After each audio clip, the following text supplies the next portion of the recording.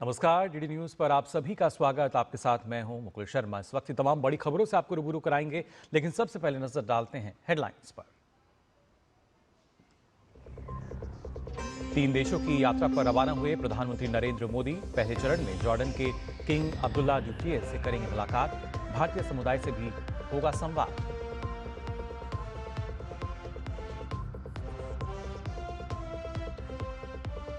कांग्रेस की ओर से पीएम मोदी को अपशब्द कहे जाने के मुद्दे पर संसद के दोनों सदनों में हंगामा।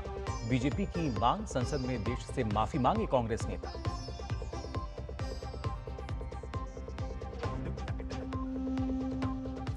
विदेश मंत्री डॉक्टर एस जयशंकर ने ऑस्ट्रेलिया में अपने समकक्ष से की बात। पौनी बीच आतंकी हमले पर जताई संवेदना, कहा हर संभव मदद को तैयार।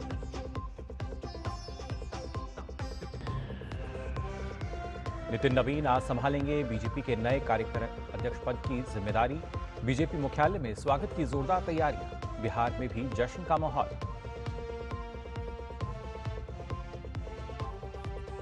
और दिल्ली में दिखेगा आज मेसी का मैजिक। दोपहर 1 से 4 बजे के बीच अरुण जेटली स्टेडियम में होगा celebrity football match. Traffic police ने जारी की एडवाइजरी। और आइए बुलेटिन में सबसे पहले बात करते हैं संसद के शीतकालीन सत्र को लेकर, जो कि आज अंतिम सप्ताह की शुरुआत आज हंगामे के साथ हुई है। कांग्रेस रैली में पीएम को लेकर कहे अपशब्द को लेकर लोकसभा और राज्यसभा में भारी हंगामा हुआ। दोनों सदन की कार्रवाई 12 बजे तक के लिए स्थगित भी की गई। लोकसभा में संसदीय कार्य मंत्री किरेन रिजिजू ने कांग्रेस अध्यक्ष मल्लिकार्जुन खड़गे, नेता प्रतिपक्ष राहुल गांधी से माफी की मांग की है। रिजिजू ने कहा कि हम लोग एक दूसरे के विरोधी हैं, ना कि दुश्मन, लेकिन कांग्रेस की रैली में पीएम को लेकर इस तरह के शब्द नहीं बोलने चाहिए।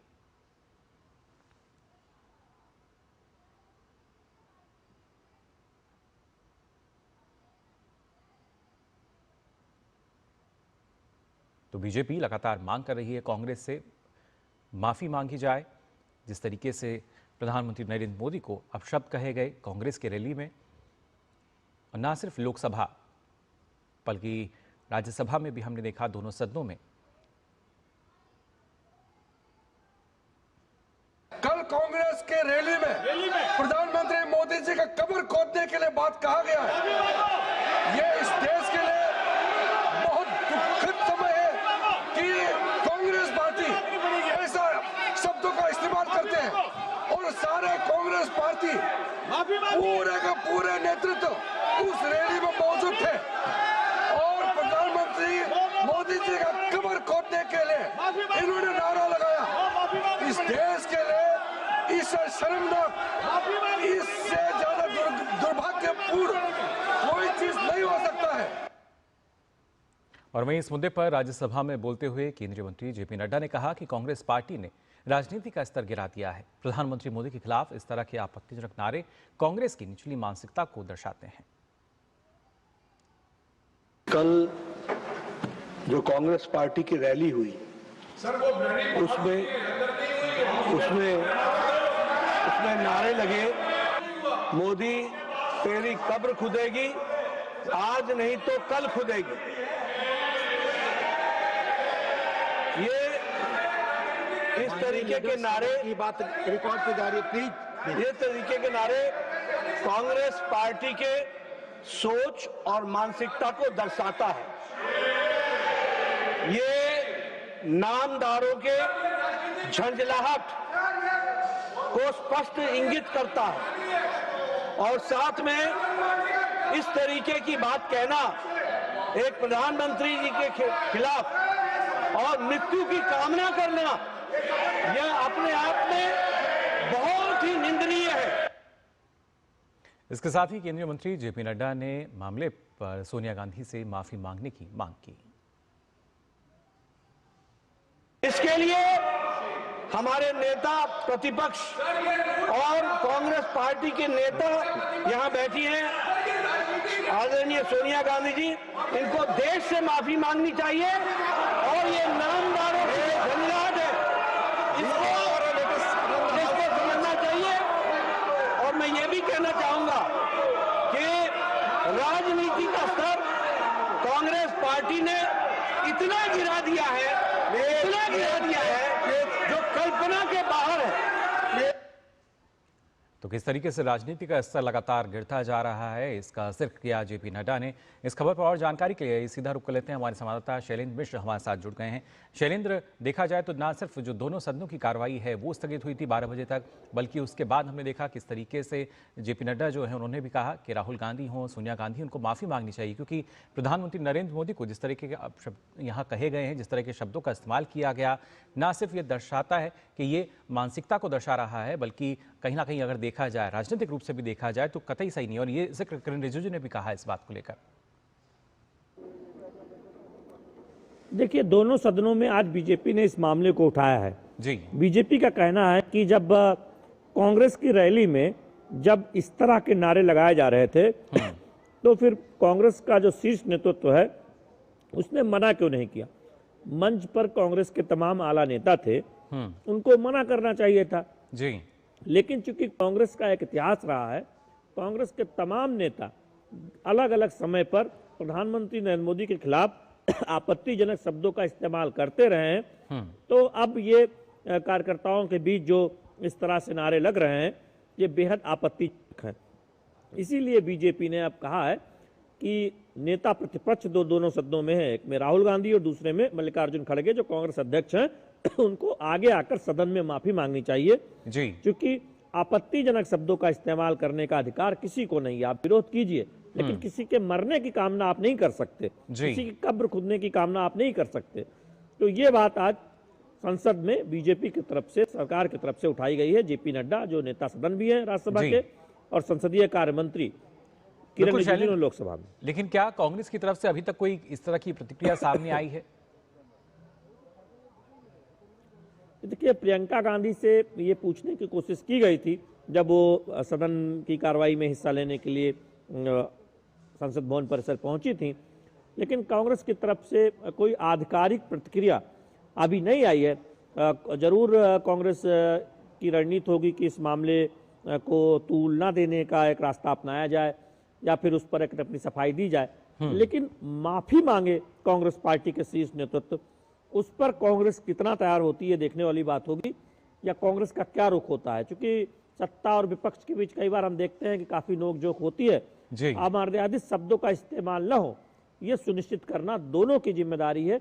और यही इसीलिए किरण रिजिजू ने एक उदाहरण दिया कि जब साध्वी निरंजन ज्योति ने बहुत पहले कुछ ऐसे शब्दों का इस्तेमाल किया था विपक्ष के नेताओं को लेकर, बिना नाम लिए किसी का, तब भी प्रधानमंत्री नरेंद्र मोदी ने उन्हें कहा था कि वो माफी मांगे और उन्होंने माफी भी मांगी थी। तो कांग्रेस को भी वही करना चाहिए, उनके शीर्ष नेतृत्व को भी करना चाहिए। बिल्कुल शैलेंद्र, और क्योंकि इससे पहले भी हमने कई बार देखा है जिस तरीके की भाषा का इस्तेमाल किया गया है कांग्रेस द्वारा, उसके नेताओं द्वारा, और एक बार फिर वही यहाँ पर जिस तरीके से जो अपशब्द है वो बोले गए, आपत्तिजनक जो शब्द हैं उनका इस्तेमाल किया गया, कहीं ना कहीं अगर देखा जाए राजनीतिक रूप से ये वो जगह जहाँ पर जाहिर तौर पर एक सार्थक संवाद की उम्मीद की जाती है, लेकिन कांग्रेस जो है कहीं ना कहीं मुद्दों से भटकती है और व्यक्तिगत हमले करना शायद वो बेहतर जानती है, और उसी वजह से लगातार प्रधानमंत्री के लिए इस तरह के जो शब्द हैं उनका इस्तेमाल किया गया। देखिए, राहुल गांधी और मल्लिकार्जुन खड़गे को यह समझना होगा कि जो देश की राजनीति है उसमें आप शब्दों की कहीं कोई जगह नहीं है, और जब रचनात्मक विपक्ष की बात होती है तो सरकार के विरोध मुद्दे पर आधारित होते हैं। किसी व्यक्ति को गाली देकर या उसके खिलाफ अपशब्द का इस्तेमाल करके, वो भी संविधान के द्वारा जो हमारी प्रणाली है और देश की जनता ने जिन्हें चुनकर भेजा है सर्वोच्च पद पर, जो दुनिया के लोकप्रिय नेता हैं, प्रधानमंत्री नरेंद्र मोदी के खिलाफ इस तरह से अपशब्दों का इस्तेमाल करना ये कहीं से भी जायज नहीं ठहराया जा सकता, और इसीलिए बीजेपी आक्रामक है, माफी की मांग कर रही है।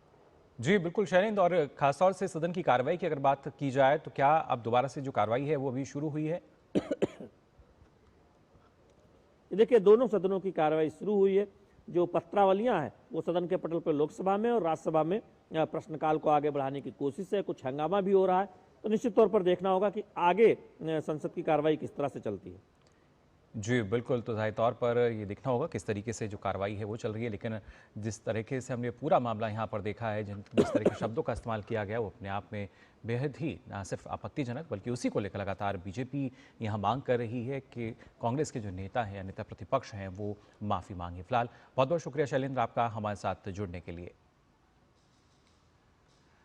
तो खासतौर से इस पूरे मामले की अगर बात की जाए तो हमने देखा कि कैसे लगातार जो अमर्यादित भाषा का इस्तेमाल किया जाता है उसको लेकर कहीं ना कहीं एक जो मानसिकता है वो भी यहाँ दर्शाती हुई नजर आती है कांग्रेस पार्टी, लेकिन वहाँ पर अब जो स्तर है वो लगातार गिरता जा रहा है। आइए आगे बढ़ते हैं और बात कर लेते हैं प्रधानमंत्री की यात्रा को लेकर। प्रधानमंत्री नरेंद्र मोदी अपने 3 देशों जॉर्डन, इथियोपिया और ओमान की यात्रा के पहले चरण में जॉर्डन के लिए आज सुबह रवाना हो गए हैं।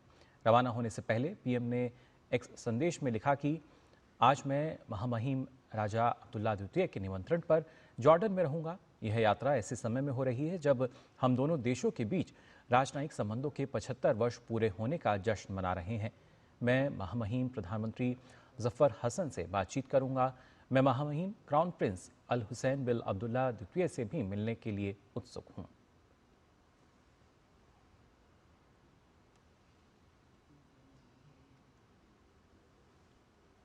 और फिलहाल बुलेटिन में हम यहाँ रुक रहे हैं छोटे से ब्रेक के लिए। जल्द हाजिर होते हैं, आप बने रहिए डीडी न्यूज पर।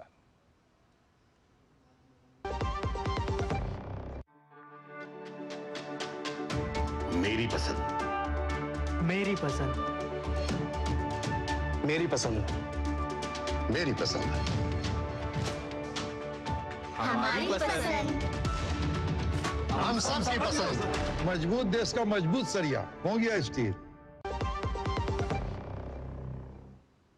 ब्रेक के बाद आप सभी का एक बार फिर स्वागत डीडी न्यूज़ पर। आइए खबरों में आगे बढ़ते हैं, बात करते हैं बीजेपी के नए कार्यकारी अध्यक्ष की। जी हां, आपको बता दें नितिन नबीन जो कि नए कार्यकारी अध्यक्ष बनाए गए हैं आज दिल्ली पहुंच रहे हैं और दिल्ली एयरपोर्ट पर उनका स्वागत मुख्यमंत्री रेखा गुप्ता करेंगी। माना जा रहा है कि दोपहर 2 बजे बीजेपी मुख्यालय में उनके लिए अभिनंदन समारोह का भी आयोजन होगा। वहीं बिहार के बीजेपी दफ्तर में भी कल से जश्न का माहौल है। दरअसल पहली बार बिहार से किसी नेता को बीजेपी के कार्यकारी अध्यक्ष के तौर पर नियुक्त किया गया है। एक संगठनात्मक नेता के तौर पर नितिन नबीन की विशेष पहचान है। नितिन नबीन अभी पटना जिले की बांकीपुर विधानसभा सीट से विधायक हैं और नीतीश कुमार के नेतृत्व वाली बिहार सरकार में सड़क निर्माण विभाग के मंत्री भी हैं। नितिन नबीन भारतीय जनता पार्टी के अनुभवी नेता और पूर्व विधायक स्वर्गीय नवीन किशोर प्रसाद सिन्हा के पुत्र हैं। 45 साल की उम्र के नितिन नबीन पार्टी इतिहास में सबसे कम उम्र के कार्यकारी अध्यक्ष हैं। और बात पहलगाम मामले को लेकर आपको बता दें, पहलगाम आतंकी हमले में आज आपको बता दें एनआईए चार्जशीट दाखिल करेगी। इस पूरे मामले में एनआईए जम्मू की विशेष एनआईए कोर्ट में चार्जशीट पेश करेगी। पहलगाम के बैसरन वैली में इस वर्ष 22 अप्रैल को आतंकी हमला हुआ था। पाकिस्तान के आतंकवादियों के इस हमले में 26 लोग मारे गए थे। एनआईए की जांच के दौरान हमले में 3 आतंकवादियों की प्रत्यक्ष संलिप्तता सामने आई। एनआईए ने जून में 2 व्यक्तियों को गिरफ्तार किया। इन व्यक्तियों पर उन 3 आतंकवादियों को शरण देने का आरोप है जिन्हें जुलाई में भारतीय सेना ने मार गिराया था। गिरफ्तार किए गए 2 व्यक्ति परवेज अहमद जोथर और बशीर अहमद जोथर, इन लोगों ने तीनों हमलावरों की पहचान पाकिस्तान के नागरिक के रूप में की थी जो कि प्रतिबंधित संगठन लश्कर तैयबा से संबंधित थे। एनआईए के अनुसार इन दोनों ने आतंकवादियों को भोजन, आश्रय और साजो सामान संबंधी अन्य सहायता प्रदान की थी। तीनों आतंकवादी 28 जुलाई को श्रीनगर के बाहरी इलाके में ऑपरेशन महादेव में मार गिराए गए थे। पश्चिम बंगाल में विशेष गहन पुनरीक्षण यानी एसआईआर के तहत दावों और संपत्तियों पर होने वाली सुनवाई को लेकर चुनाव आयोग ने सख्त निर्देश जारी किए हैं। आयोग ने कहा है कि सुनवाई के दौरान किसी भी तरह की अनियमितता या सुरक्षा में चूक बर्दाश्त नहीं की जाएगी। 16 दिसंबर को ड्राफ्ट मतदाता सूची जारी होने के बाद सुनवाई शुरू होगी। इससे पहले चुनाव आयोग ने राज्य के मुख्य निर्वाचन अधिकारी के कार्यालय को निर्देश दिए हैं कि पूरी प्रक्रिया पारदर्शी, निष्पक्ष और सुरक्षित हो। आयोग ने स्पष्ट किया है कि सुनवाई के दौरान केंद्रीय सशस्त्र पुलिस बल की तैनाती नहीं होगी और सुरक्षा व्यवस्था राज्य पुलिस की जिम्मेदारी होगी। अधिकारियों के अनुसार अगर सुनवाई के दौरान राज्य पुलिस की ओर से किसी भी तरह की लापरवाही या जानबूझकर की गई गड़बड़ी सामने आती है तो तुरंत कार्रवाई की जाएगी। आयोग ने यह भी तय किया है कि सुनवाई केवल जिलाधिकारी कार्यालयों में होगी। सुनवाई का वेब प्रसारण अनिवार्य होगा और रिकॉर्डिंग सुरक्षित रखी जाएगी।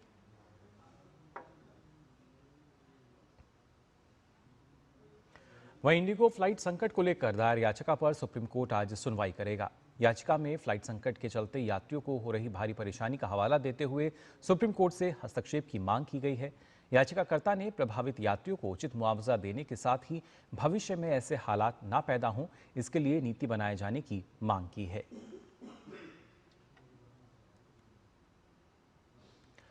विदेश मंत्री डॉक्टर एस जयशंकर ने ऑस्ट्रेलिया के सिडनी स्थित बॉन्डी बीच पर यहूदी त्योहार हनुका के जश्न के दौरान हुए आतंकी हमले पर गहरा दुख व्यक्त किया है। डॉक्टर एस जयशंकर ने सोशल मीडिया प्लेटफॉर्म एक्स पर एक पोस्ट कर जानकारी दी कि उन्होंने इस घटना को लेकर ऑस्ट्रेलियाई विदेश मंत्री सेनेटर से बातचीत की है। उन्होंने आतंकी हमले में जान गंवाने वालों के प्रति अपनी गहरी संवेदना व्यक्त की और इस कठिन समय में ऑस्ट्रेलिया को भारत का पूरा समर्थन देने की बात कही।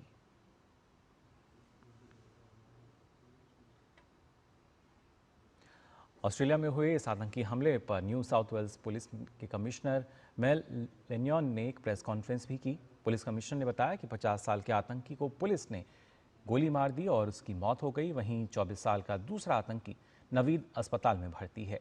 दोनों आतंकी रिश्ते में पिता पुत्र हैं। आतंकी नवीद अकरम के पास ऑस्ट्रेलिया के न्यू साउथ वेल्स से ड्राइविंग लाइसेंस भी है। What's really important is to say that we do have a 24-year-old male in hospital at the moment. Based on his medical condition, it is likely that that person may face criminal charges. I'm very mindful of not prejudicing any prosecution of that person if they're put before the court. Our police respond very promptly. We work closely with the Jewish community. We are very attuned with providing support to the Jewish community. आज सरदार वल्लभ भाई पटेल की पुण्यतिथि है। इस अवसर पर PM Modi ने सरदार वल्लभ भाई पटेल को याद किया। प्रधानमंत्री ने एक्स पर पोस्ट कर लिखा कि लौह पुरुष सरदार वल्लभ भाई पटेल को उनकी 75वीं पुण्यतिथि पर मेरा सादर नमन। उन्होंने देश को एक सूत्र में पिरोने के लिए अपना जीवन समर्पित कर दिया। अखंड और सशक्त भारतवर्ष के निर्माण में उनका अतुलनीय योगदान कृतज्ञ राष्ट्र कभी भुला नहीं सकता। और आइए अब बुलेटिन में बात करते हैं काशी तमिल संगमम की।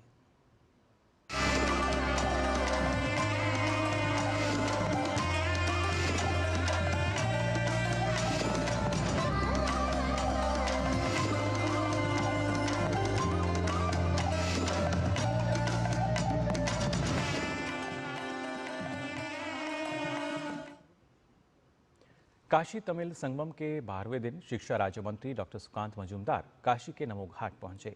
नमो घाट पहुंचकर उन्होंने तमिलनाडु से आए प्रतिभागियों का उत्साहवर्धन किया। डीडी न्यूज संवाददाता मनीष वाजपेयी ने केंद्रीय शिक्षा राज्य मंत्री सुकांत मजूमदार से विशेष बातचीत की। काशी तमिल संगमम का चौथा संस्करण चल रहा है और अपने उत्तरार्ध पर है और इस समय हमारे साथ में केंद्रीय शिक्षा राज्य मंत्री सुकांत मजूमदार साहब मौजूद हैं। सुकांत साहब बहुत बहुत स्वागत है आपका डीडी न्यूज पर। धन्यवाद आप सबको। सुकांत साहब काशी में है, पूरा त्रिपुंड लगा हुआ है, कैसा फील कर रहे हैं? देखिए पहले तो बोलूंगा वनक्कम काशी। आज ये चौथा एडिशन है। बाबा विश्वनाथ का दर्शन करके मैं सीधा आया हूँ। तमिलनाडु की भी संस्कृति यही है कि वो बाबा विश्वनाथ का दर्शन करने के लिए काशी में आते हैं। यहाँ तक कि उनकी शादी में एक ओकेशन भी होता है, काशी यात्रा, शादी का ही पार्ट है। तो ये आदरणीय प्रधानमंत्री श्री नरेंद्र मोदी द्वारा उनके द्वारा एक ऐसा सपना जो उन्होंने देखा और उसका वास्तवायन हम देख रहे हैं। और तमिलनाडु और काशी ये दो जो हमारे सबसे सांस्कृतिक जो क्षेत्र है, ये दो क्षेत्र में इन सबका जो संगम है वो संगम हम यहाँ पे देख रहे हैं। माँ गंगा के घाट पे हम देख रहे हैं। अच्छा, इस बार का चौथा संस्करण है। पिछले 3 संस्करणों में आपने क्या परिवर्तन देखा आपने? देखिए 3 पर जो इससे पहले हुआ और यहाँ पे चौथा वाला हो रहा है KTS 4.0। इसमें मैं सिर्फ इतना बोल सकता हूँ, आदरणीय प्रधानमंत्री जी का जो सपना, तमिलनाडु के लोग यहाँ पे आए और बनारस के साथ उनका जो सांस्कृतिक जो मेल बंधन है हजारों साल से, आज से नहीं हजारों साल से ये है और ये मेल बंधन फिर से बने। और ये जो कुछ लोगों के द्वारा राजनीतिक स्वार्थों से जो दूरियां बनाई जाती है वो दूरियां एक्चुअल में है नहीं। जो लोग तमिलनाडु से आए हैं उनसे पूछिए हाउ दे आर एंजॉइंग। वो उनको मैंने पूछा था कि आप कैसे एंजॉय कर रहे हैं, तो बोले बहुत बढ़िया एंजॉय कर रहे हैं, we are happy. and we are every time they want to come here. और माननीय प्रधानमंत्री जी की जो सोच है इसमें तो कई सारे आयाम हो रहे हैं, जिसमें अर्थ को भी बल मिल रहा है, संस्कृत जुड़ रही है, भावनात्मक आधार जुड़ रहे हैं, एक बहुआयामी मतलब कह सकते हैं। एकदम बहुआयामी है और इस बार का जो थीम है तमिल करकलम, इसका मतलब है कि हम तमिल सीखें, क्योंकि साउथ इंडियन लैंग्वेज है, नॉर्थ स्वाभाविक है, नॉर्थ के साथ कुछ सिमिलरिटीज डिसिमिलरिटीज है, तो हमें उसके बारे में पता नहीं है। तो जितना हम सीखेंगे, जितना जानेंगे, उतना दूरियां कमेगी और घटेगी, और मुझे लगता है कि एक भारत श्रेष्ठ भारत का जो सपना है वो सपना पूरा होगा। बहुत बहुत धन्यवाद आपका सुखंदु साहब, बहुत बहुत धन्यवाद। तो आस्था अर्थव्यवस्था का आधार बन रही है, भाषा भाव को जोड़ने का काम कर रही है। काशी तमिल संगम का ये कार्यक्रम वाकई अपने नाम से कहीं ज्यादा व्यापक प्रभाव परिलक्षित कर रहा है। कैमरामैन सुनील कुमार के साथ मनीष वाजपेयी, डीडी न्यूज वाराणसी।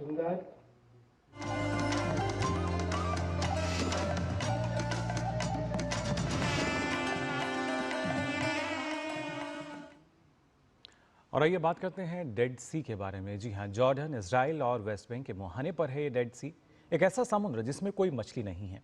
आश्चर्य हुआ? जी हाँ, लेकिन ये सच है। बात उस समुद्र की जिसे दुनिया में मृत सागर यानी डेड सी के नाम से जाना जाता है। जॉर्डन से डीडी न्यूज के संवाददाता विशाल बेरिस्टो की आइए देखते हैं खास रिपोर्ट।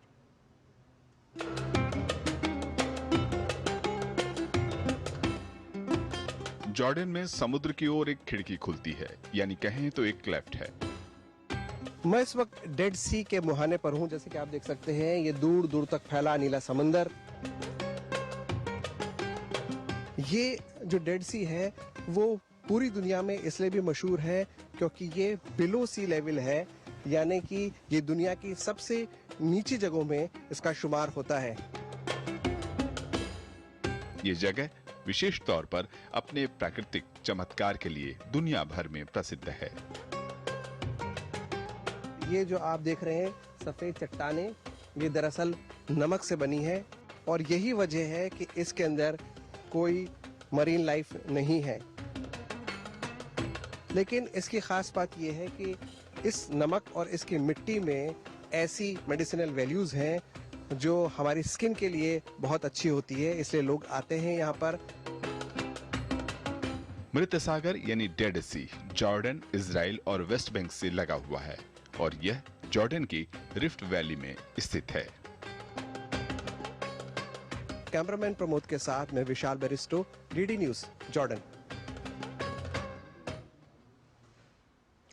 अमेरिका ने H-1B और H-4 वीजा आवेदकों के लिए जांच प्रक्रिया और सख्त कर दी है। सोमवार से इन वीजा के लिए आवेदन करने वालों की सोशल मीडिया प्रोफाइल की भी जांच की जाएगी। अमेरिकी विदेश विभाग के नए आदेश के अनुसार 15 दिसंबर से सभी H-1B वीजा आवेदक और उसके आश्रितों की ऑनलाइन मौजूदगी की समीक्षा अनिवार्य होगी। अब तक यह जांच केवल छात्र और एक्सचेंज विजिटर वीजा आवेदकों तक सीमित थी। विदेश विभाग का कहना है कि सुरक्षा और सत्यापन प्रक्रिया को मजबूत करने के लिए इस दायरे को बढ़ाया गया है। इसके तहत H-1B वीजा पर काम करने वाले पेशेवरों के साथ H-4 वीजा पर उनके आश्रितों की भी सोशल मीडिया गतिविधियों की जांच की जाएगी।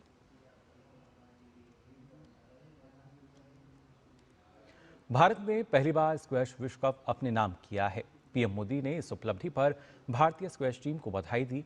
विजेता खिलाड़ियों की तस्वीर साझा करते हुए पीएम ने खिलाड़ियों की हौसला अफजाई की और कहा कि जोशना चिनप्पा, अभय सिंह, वेलवन, सेंथिल कुमार और अनाहत सिंह ने अद्भुत समर्पण और दृढ़ संकल्प का परिचय दिया है। उनकी इस सफलता ने पूरे देश को गौरवान्वित किया है। पीएम ने कहा कि यह जीत युवाओं के बीच स्क्वैश की लोकप्रियता को भी बढ़ाएगी।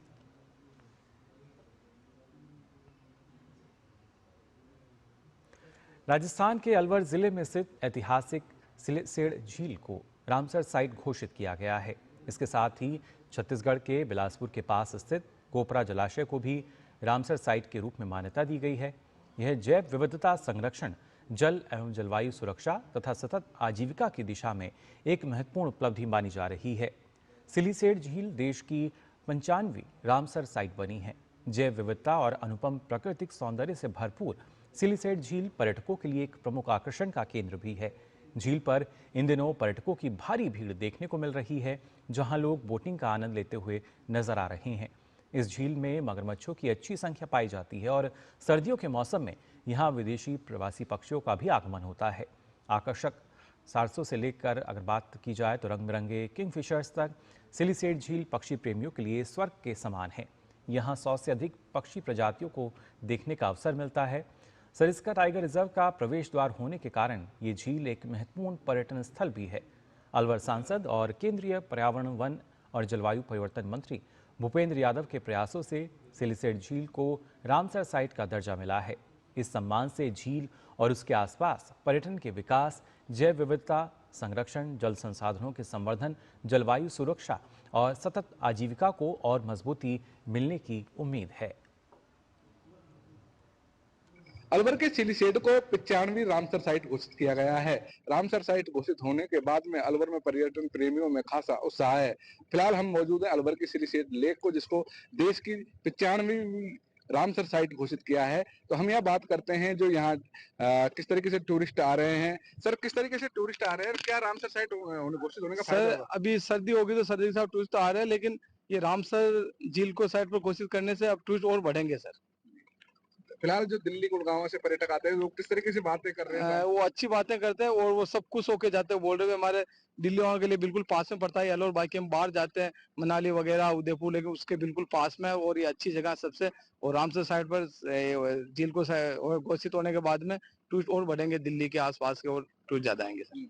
यहाँ जिस तरीके से पर्यावरण पे एकदम है, क्रोकोडाइल है, विदेशी पक्षी आते हैं और बोटिंग की सुविधा है, पानी बहुत लंबे पानी मिल जाता है, तो किस तरीके से पर्यटकों का ये आना चाहिए, किस तरह और उत्साह रहता है? पर्यटकों को बहुत उत्साह रहता है कि क्रोकोडाइल भी दिख जाता है और पानी भी बहुत है और इसका लोकेशन भी अच्छा, पहाड़ों के बीच के अंदर झील है, तो पर्यटक को सो के जाते हैं सर। बोटिंग करने का लुत्फ उठाते हैं? वहाँ बहुत लुत्फ उठाते हैं और उनको मजा आता है, कहते हैं अच्छी जगह, अच्छा कुछ लुत्फ उठा के जाते हैं। जिस तरीके से सिलिसेट की जो लेक है, यहाँ पर वोटिंग की सुविधा है। सरिस्का में पर्यटक आते हैं तो वहाँ पर टाइगर, पैंथर मिल जाते हैं और क्रोकोडाइल जो है, मगरमच्छ यहाँ बहुत बड़ी संख्या में है, जिससे यहाँ पर्यटकों को आने पर कई सारी चीजें हैं और प्रकृति से बहुत नजदीकी से यहाँ देखने को मिलता है। रामसर साइट घोषित होने से अब उम्मीद है कि यहाँ पर्यटक की संख्या बढ़ेगी और टूरिस्ट बूम यहाँ आने वाला है। Rajendra Sharma, DD news, Alwar. प्राकृतिक सौंदर्य को देखने के लिए लगातार जो सैलानी हैं अब यहाँ भी पहुँच रहे हैं, जिससे और बेहतर स्थिति नजर आएगी आर्थिक तौर पर भी और प्राकृतिक तौर पर भी। फिलहाल के लिए इस बुलेटिन में बस इतना ही, लेकिन देश और दुनिया की तमाम खबरों के लिए आप देखते रहिए डीडी न्यूज़। मुझे दीजिए अनुमति। नमस्कार।